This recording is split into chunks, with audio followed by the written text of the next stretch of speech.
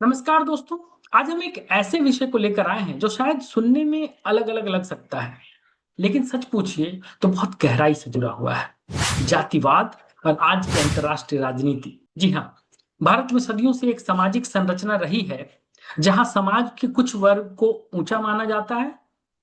समाज कुछ वर्गों में बटा रहा, कुछ जातियों को ऊंचा माना गया और कुछ को नीचा समझा गया। और इसमें एक गहरी बात यह है कि ऊंची जातियों का आपसी संघर्ष बहुत कम देखने को मिलता है। हाँ, मतभेद होते हैं, राजनीति होती है, पर वे कभी एक दूसरे को नष्ट करने पर उतारू नहीं होते। लेकिन जब बात आती है कमजोर वर्गों की एकता का, उनकी शिक्षा, उनके अधिकारों का, तो अचानक एक डर देखने को मिलता है कि कहीं ये सवाल पूछने न लग जाए, कहीं ये बराबरी का दावा न करने लगे। अब यही तस्वीर अगर आप दुनिया की राजनीति में देखें तो एक बड़ा सच सामने आता है कि अमेरिका, फ्रांस, ब्रिटेन, कनाडा जैसे ताकतवर देश कभी एक दूसरे से युद्ध नहीं करते। हाँ, डिप्लोमेटिकली बयानबाजियां होती हैं, ट्रेड वॉर होता है, पर मिसाइलें नहीं चलती। स्पेशली मॉडर्न वर्ल्ड में जंग नहीं होती। इतिहास में कभी इनमें मतभेद रहा होगा, पर मॉडर्न वर्ल्ड में इनमें कभी आप जंग नहीं सुने होंगे।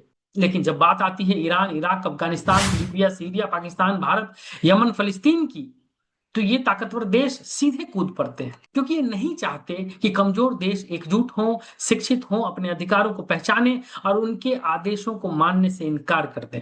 और यही कारण है, आप देखिएगा कि अमेरिका का ईरान पे बम बरसाना बहुत से विश्व के बहुत देशों को पसंद नहीं आया, पर सब मुख दर्शक बनकर देख रहे हैं। इसी तरह हमारे समाज में अगर हम देखें तो एक ताकतवर इंसान अगर किसी पीड़ित कमजोर वर्ग के इंसान को प्रताड़ित कर रहा है, जलील कर रहा है, हम चुपचाप देखते हैं।